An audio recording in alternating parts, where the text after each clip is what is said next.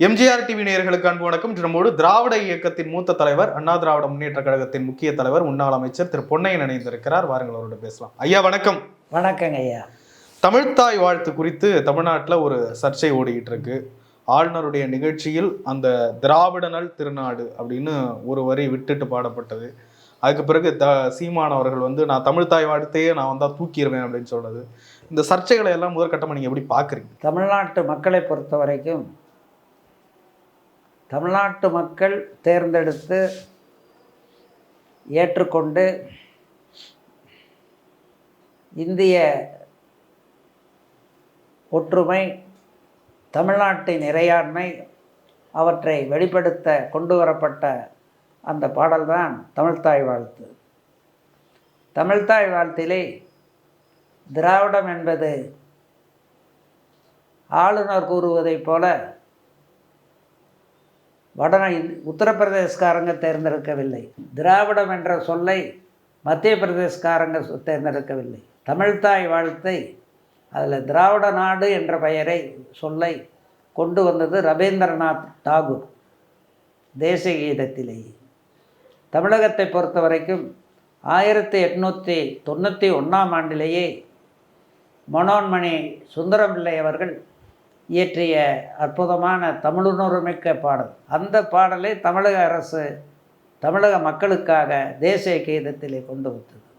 எனவே அதில் கான்ட்ரோவர்சி என்பது எங்குமே இல்லை. இல்லை, திராவிடனல் திருநாடு, திராவிடம் அப்படின்ற ஒரு பெயரை கேட்டாலே பல பேருக்கு இங்கே எரியுது. ஓப்பனாக சொல்லணும்னா திராவிடம் என்ற பெயரை கேட்டால் பிஜேபி காரங்களுக்கு எரியும், ஆர்எஸ்எஸ் காரங்களுக்கு எரியும். பிஜேபி ஆர்எஸ்எஸ் கட்சியைச் சேர்ந்த தமிழக ஆளுநர் ரவி அவர்களுக்கும் எரியும். அந்த எரிச்சலில் அவர்கள் திராவிடம் என்ற சொல்லை நீக்கி இருக்கிறார். இதுதான் நடந்திருக்கிறது. சீமானுக்கும் எரிகிறது. சீமானுக்கு எரிகிறதா என்று அவரிடம் கேளுங்க கேள்வியை. மனோன்மணி சுந்தரனார் கொண்டு வந்த பாடலை இவ்வளவு காலம் தூங்கிக்கிட்டு இருந்த சீமான் இவ்வளவு காலம் ஏன் கேட்கவில்லை? மனோன்மணி சுந்தரனார் இப்போ இல்லை, அவர் கொண்டு வந்தது. ரவீந்திரநாத் தாகூர் திராவிடம் என்ற சொல்லை தேசிய கீதத்திலேயே கொண்டு வந்திருக்கிறார். அதற்கான போராட்டமும் செய்யவில்லை. இப்போ போராட்டம் செய்வதாக சொல்லுபவர் அவர் இயக்கத்தினுடைய தொண்டர்களை வைத்து தேசிய கீதத்திலேயே திராவிடம் எடுக்கப்பட்டால் தானே தமிழ்த்தாய் வாழ்த்திலையும் எடுக்க வேண்டும் என்று சொல்ல வேண்டும். எனவே அவர் அதையெல்லாம் சிந்தித்து பார்க்க வேண்டும். அதுவா மேஜர் இஷ்யூ. சீமான் கேட்குறார், நீங்கள் தமிழரா திராவிடரா? தமிழினமும் திராவிடமும் ஒரே இனம்தான். தமிழ் மொழியிலிருந்து தான் தெலுங்கு பிறந்தது, தமிழ் மொழியிலிருந்து தான் மலையாளம் பிறந்தது, தமிழ் மொழியிலிருந்து தான் கன்னடம் பிறந்தது, தமிழ் மொழியிலிருந்து தான் துளு பிறந்தது. இந்த கன்னடமும் கலிதெலுங்கும், இந்த துளுவும் மலையாளமும் இவையெல்லாம் இணைந்தது தான் திராவிடம். இந்திய மலைக்கு இந்த பக்கம் இருக்கிற பூமி திராவிடம். தொல்காப்பியத்திலே வருகிறது திராவிடம். தொல்காப்பியருக்கு ஒன்றும் தெரியவில்லை என்று திரு சீமான் சொல்லுகிறார். அவரிடம் கேளுங்கள் இந்த கேள்வியை எல்லாம். நான் உங்களை அடையாளப்படுத்தும் போது திராவிட இயக்க தலைவர் தான், அதனால உங்ககிட்ட உரிமையோட கேட்க அதான் சொல்றப்பா. அவர் சொல்றாரு, நான் ஆட்சிக்கு வந்தா தொல்காப்பியர் திராவிடம் என்று பொருள் தெரியாமல் கூறினார் என்று நான் சொல்ல மாட்டேன். மனோன்மணியனார் திராவிடம் என்றா என்ன என்று பொருள் தெரியாமல் கூறினார் என்று சொல்ல மாட்டேன். பல மொழி ஆய்வு சிந்தனை ஆய்வு சித்தர் ரவீந்திரநாத் தாகூர் திராவிடம் என்றால் பொருள் புரியாமல் பேசியிருக்க மாட்டார். இதையெல்லாம் தீமானவர்களிடம் சொல்லுங்கள். அவர் எனக்கு நண்பர் தான். எந்த நோக்கத்திலே சொன்னார்? ஏன் இவ்வளவு காலம் ரவீந்திரநாத் கொண்டு தேசிய கீதத்திற்கு திராவிடத்தை எதிர்த்து அவன் போராடவில்லை? இவ்வளவு காலமாக இந்த மனோன்மணியினார் கொண்டு தமிழ்த்தாய் வாழ்த்தை எதிர்த்து இவ்வளவு காலமாக ஏன் போராடவில்லை என்பதைன்னா கேளுங்க. அவர் விளக்கம் தரட்டும். அந்த விளக்கம் சரியான விளக்கமாக இருந்தால் பிறகு நான் பதில் சொல்லுகிறேன். நான் ஆட்சிக்கு வந்தால் திராவிடம் அப்படின்ற வார்த்தையை தூக்குவேன், இந்த தமிழ்த்தாய் வார்த்தை இருக்காது அப்படின்றார். அது அவரிடம் கேளுங்கள், அவர் சொல்ல வேண்டியது அல்லவா? நீங்கள் ஏற்றுக்கொள்வீர்களா? அதை பொறுத்தவரைக்கும் இன்றைய வரைக்கும் திராவிடம் என்ற சொல்லை ஏற்கக்கூடாது என்பதற்காக காரணங்களை யாருமே சொல்லவில்லை. சீமானவர்களும் சொல்லவில்லை. காரணத்தை சொல்லட்டும். ஏன் திராவிடம் என்ற சொல்லை நீக்க வேண்டும்? திராவிடம் அப்படின்றத ஒரு போலி முகமூடி, ஆட்சி அதிகாரத்துக்கு வர்றதுக்காக வச்சிருக்காங்க. தமிழர் அப்படின்றதுதான் ஒரு தேசிய இனம். தமிழ் என்றாலே போலி என்று சொல்லுவாரா? தமிழ் என்பது எதிலிருந்து வந்தது? திராவிடம் எதிலிருந்து வந்தது என்று கேள்வி கேட்கிற திரு சீமானா இருக்கட்டும், ரவியா இருக்கட்டும், தமிழ் என்ற சொல் எதிலிருந்து வந்தது? அது ஒரு போலியாக உருவாக்கப்பட்ட சொல்லா? கன்னடம் என்பது எங்கிருந்து வந்தது? போலியாக உருவாக்கப்பட்ட சொல்லா? இங்கிலீஷ் என்பது எங்கிருந்து வந்தது? போலியாக உருவாக்கப்பட்ட சொல்லா?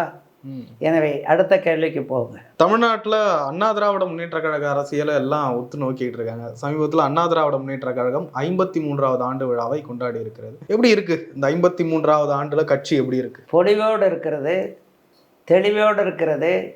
எடப்பாடியார் என்று வருவார் தமிழகத்தின் 2026 முதலமைச்சராக என்று ஏங்கிக் கொண்டிருக்கிறது தமிழகம். அதைத்தான் 53வது ஆண்டு கட்சியினுடைய பிறந்த விழா எடுத்து காட்டுகிறது. 53வது ஆண்டு விழாவில் எடப்பாடி பழனிசாமி அவர்கள் பத்திரிகையாளர்களை சந்திச்சு ஒரு பேட்டி கொடுக்குறாரு. பிரிஞ்சு போயிட்டாங்க அப்படின்ற வார்த்தையே சொல்லாதீங்க, அதிமுகவுல பிளவு அப்படின்ற வார்த்தையை பயன்படுத்தாதீங்க, ஒவ்வொருத்தவங்கள நாங்க ஒழுங்கு நடவடிக்கை எடுத்து வெளில அனுப்பியிருக்கோம் அப்படின்றாரு. இந்த வாதம் சரியா? 100க்கு 100 சரியான உண்மையைத்தானே சொல்லியிருக்கிறார். நீக்கப்பட்டவர்கள் என்பது வேறு, பிரிந்து சென்றவர்கள் என்பது வேறு. ஓபிஎஸ் போனதை நாங்கள் நீக்கினோம். 94.5% கழக பொதுக்குழு உறுப்பினர்கள் இவர் கட்சிக்கு விரோதி, கட்சிக்கு துரோகி என்று கட்சியை விட்டு நீக்கினார்கள். எடப்பாடியார் நீக்கவில்லை, கழக பொதுக்குழு உறுப்பினர்கள் அனைத்து உறுப்பினர்களும் சேர்ந்து அவரை நீக்கினார்கள்.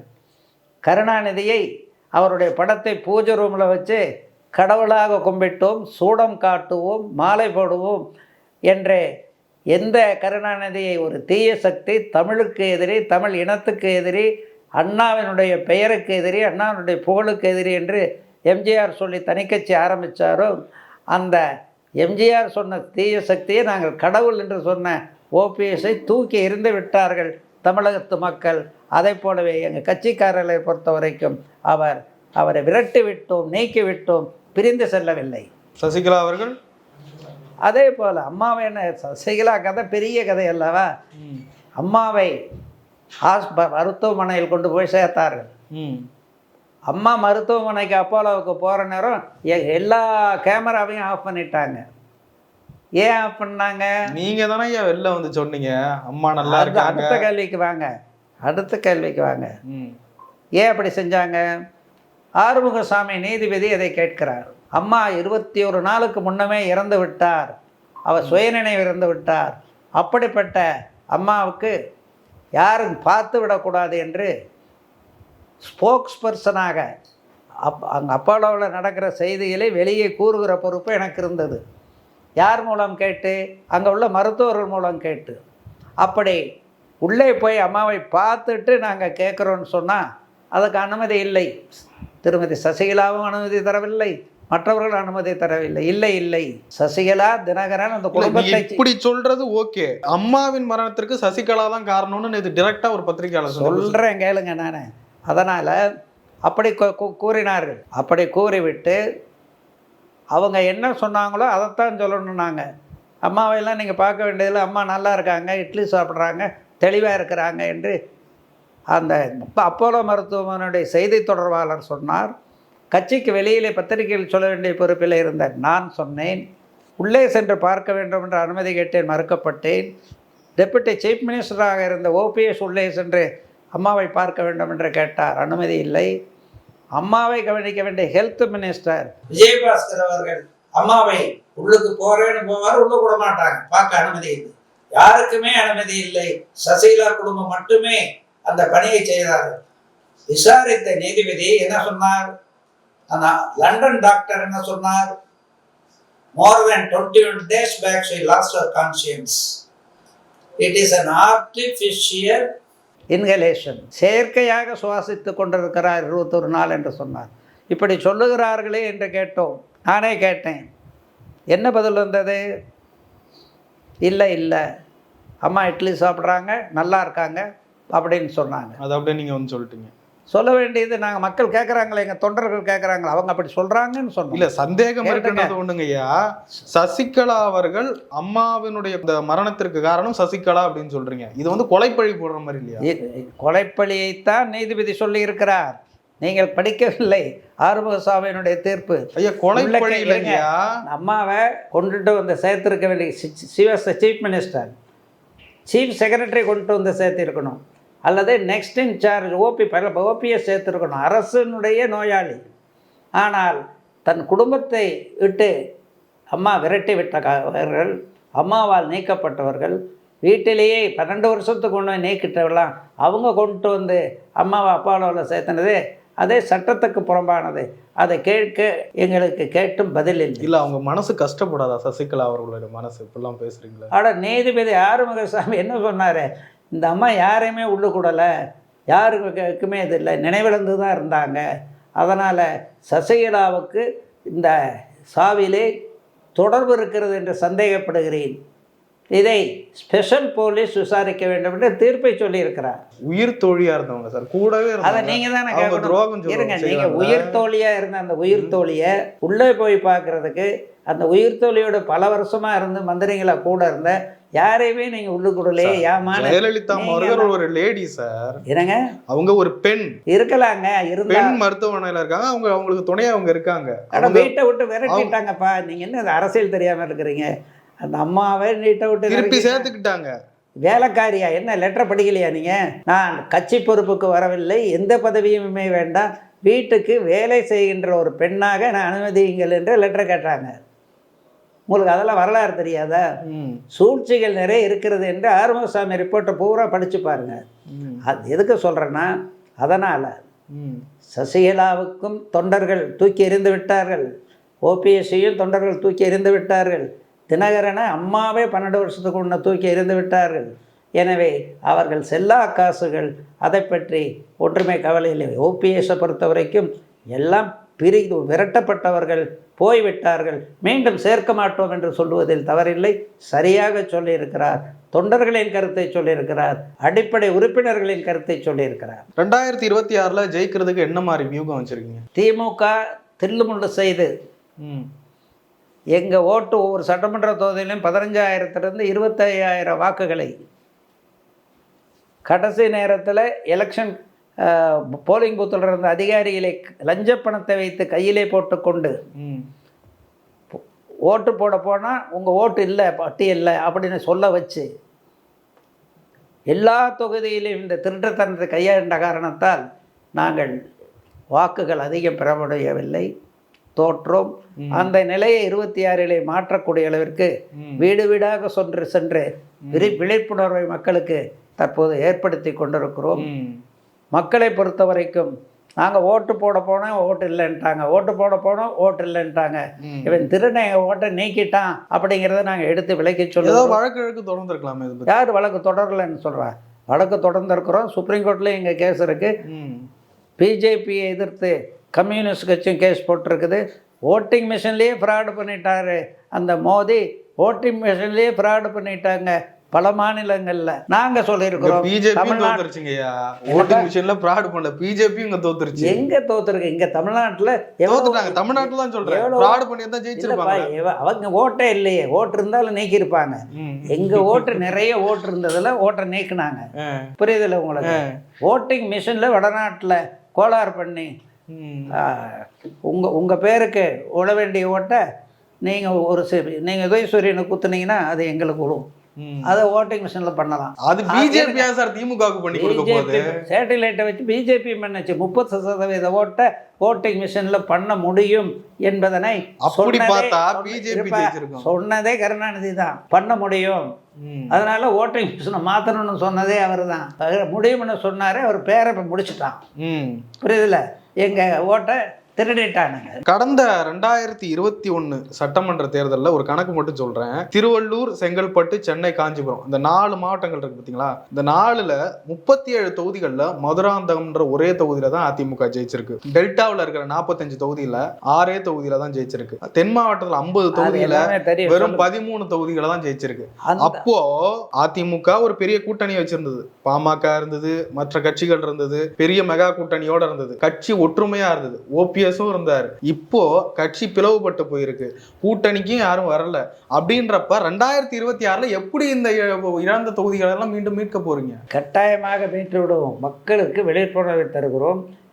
ஓட்டர் மிஷின்ல பண்ணுற திருட்டுத்தன கோளாற பண்ண முடியாத அளவிற்கு விரைவிலே சுப்ரீம் கோர்ட் ஓட்டர் மிஷின் வேண்டாம், எலக்ட்ரானிக் மிஷின் வேண்டாம். ஐயா, ஓட்டிங் மிஷின்ல வச்சா பிஜேபி ஜெயிக்கணுங்க.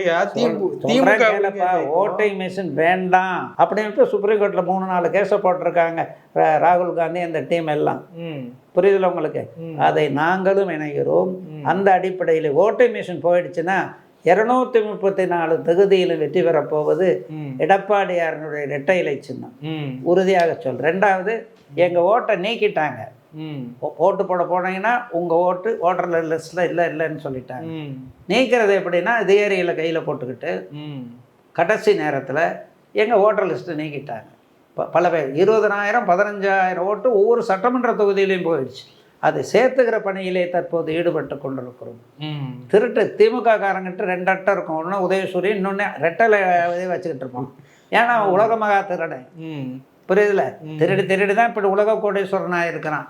திருட்டு ரயிலில் வந்த கருணாநிதி குடும்பம் உலக கோடீஸ்வரர் ஆனது காரணம் பொது வாழ்வில் ஆட்சி கட்டலில் இருந்து குடும்பம் மட்டும் வளரணும், கருணாநிதி வளரணும், கருணாநிதி பையன் ஸ்டாலின் வரணும், ஸ்டாலின் பையன் உதயநிதி வளரணும், குடும்பத்துக்கே அடித்த பணம் போகணும், தங்கச்சி கனிமொழி கூட போயிடக்கூடாதுன்னு வெறித்தனமான கொள்ளையில் ஈடுபட்டு கொண்டு போடாத ரோட்டுக்கு போட்டதாக பொய்க்கணக்கு எழுதி கோடி கோடியாக கொள்ளையடித்து கொண்டிருக்கிற திமுகவை வீட்டுக்கு அனுப்புவோம். அந்த பணபல சக்தியை முறியடிப்போம். அந்த பணியிலே நாங்கள் வீடு வீடாக சென்று மக்களை சந்தித்து விழிப்புணர்வை உருவாக்கி கொண்டிருக்கிறோம். திமுகவுக்கு 6% ஓட்டு குறைஞ்சிருக்கு, எங்களுக்கு 1% கூடி இருக்கு அப்படின்னு எடப்பாடி பழனிசாமி அவர்கள் பேசுறாரு. திமுகவுக்கு ஆட்சியை பிடிக்கணும், 30% ஓட்டு தான் மிஷினில் கோளாறு பண்ணுறாங்க.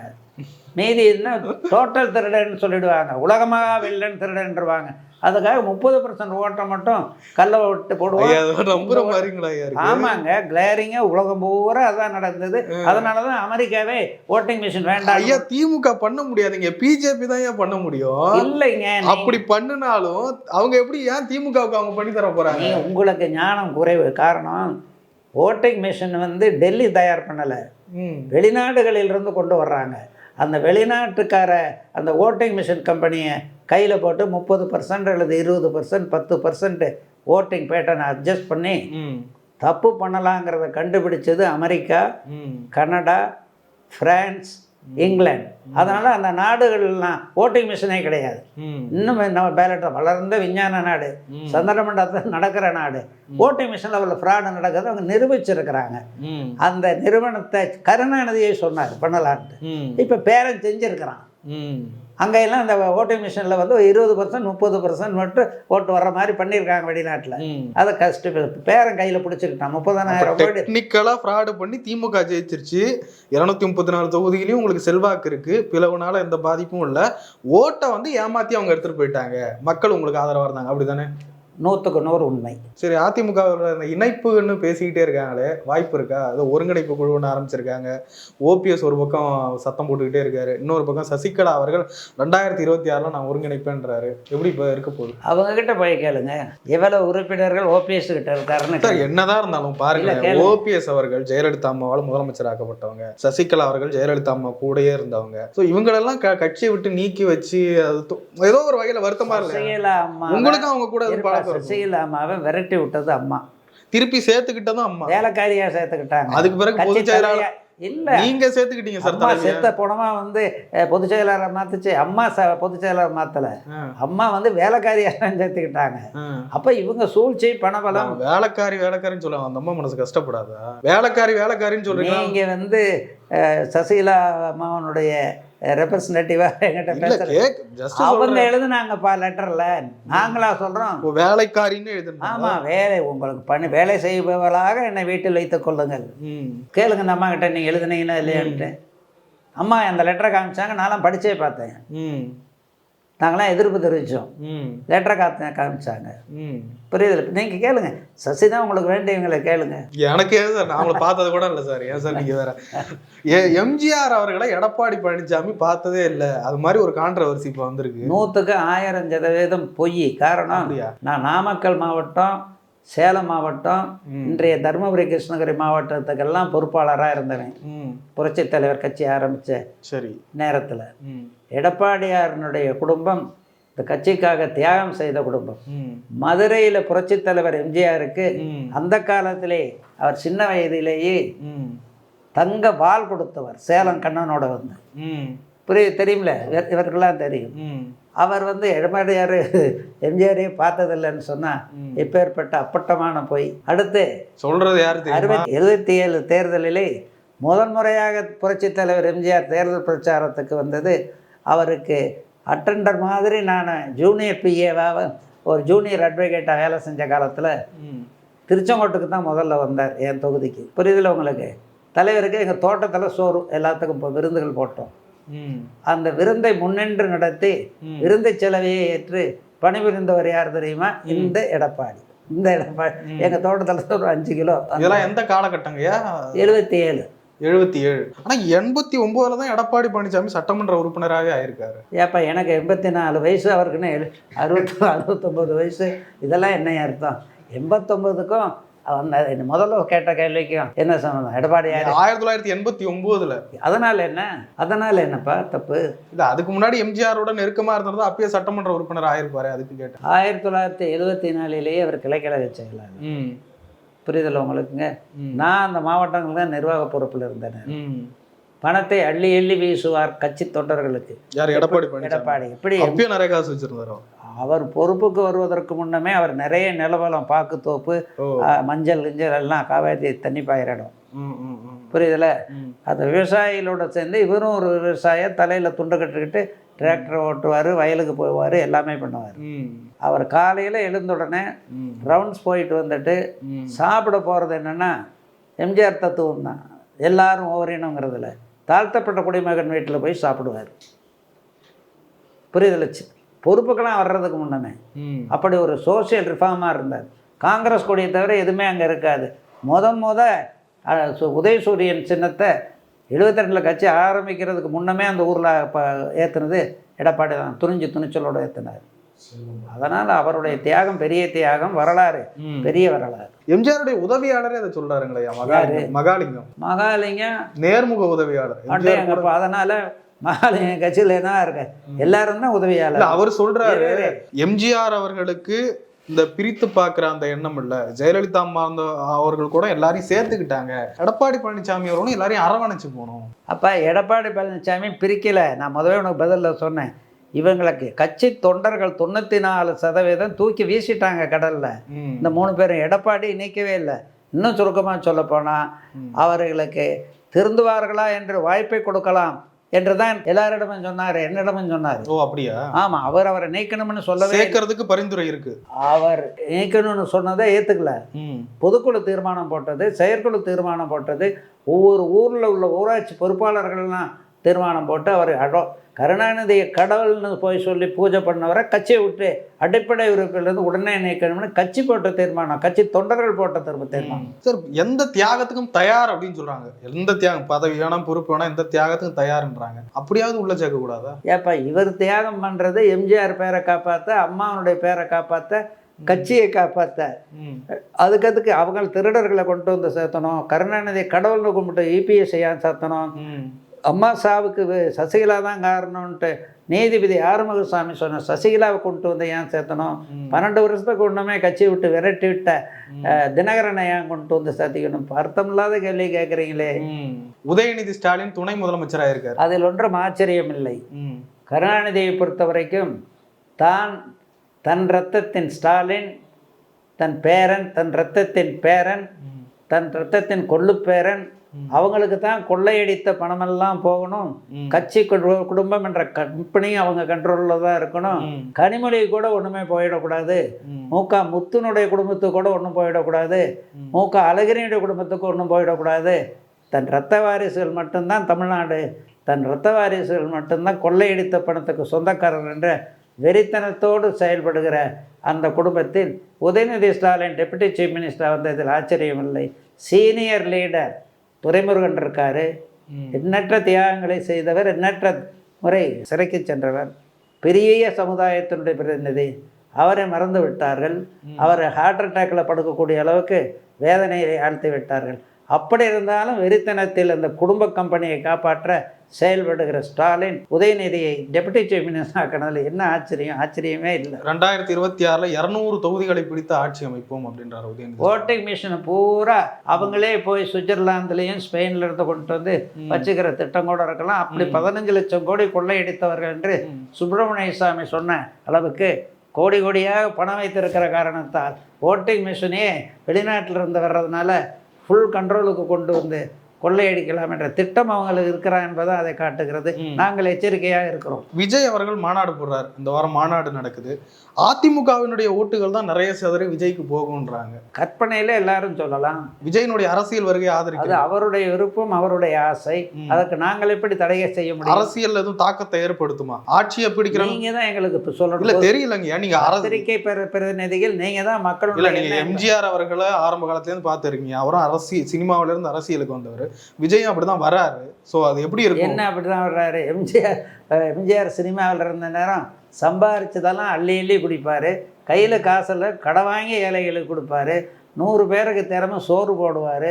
மட்டன், சிக்கன், ஃபிஷ், எக்கு எல்லாம் கலந்ததை ஏழை தொண்டருக்கு முதல்ல வழங்குவார். எங்களை போனவங்க போனாங்கன்னா 20வது பேர் 30வதுக்கு இடையில ஒரு ஆளாக உட்காருங்கம்பார். எங்களை காத்திருக்க சொல்லுவார். ஏழை தொண்டை அழுக்கு வேட்டி கட்டினவெல்லாம் சாப்பிட்ட பிறகு தான் நாங்களே உட்கார முடியும் என்று சொல்லுவார்.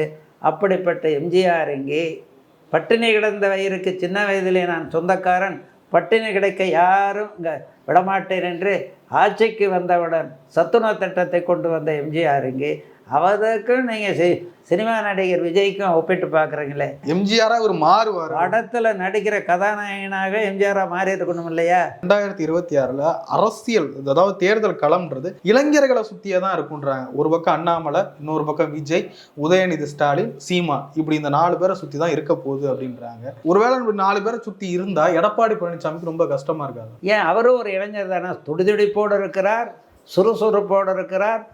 அவர் அற்புதமான களப்பணி ஆற்றுகிறார். அவருக்கு நிகர் யாருமே இல்லை என்ற அளவிற்கு 4.5 ஆண்டு காலம் அற்புதமாக தமிழகத்தை ஆண்டார்.